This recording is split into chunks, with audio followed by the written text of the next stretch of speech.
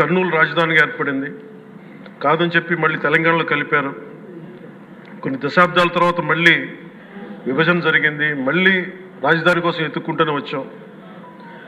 కింద మీద పడి 14 నుంచి 19 చాలా కష్టంతో ఒక రాజధానిని అత్యంత ఖర్చుతోటి నిర్మించే దశలో ఉండగా పరిస్థితుల్లో అనుకూలించగా గత ప్రభుత్వం వచ్చింది. వాళ్ళు 3 రాజధానులు తీసుకొచ్చారు. ఎప్పుడు కూడా ఇన్ని సంవత్సరాలు ఇన్ని దశాబ్దాలుగా మనకు స్థిరమైన రాజధాని అనేది ఒకటి లేదు. అది బేసిక్గా అది కేంద్ర బిందు ఒక అభివృద్ధికి, ఒక రాష్ట్రానికి.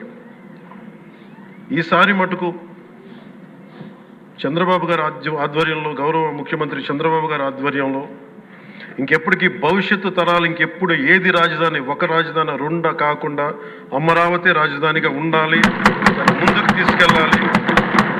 దానికి మేమందరం సహకరించాలి, సహకరిస్తామని ఈ సందర్భంగా మీకు తెలియజేసుకున్నాను అధ్యక్ష.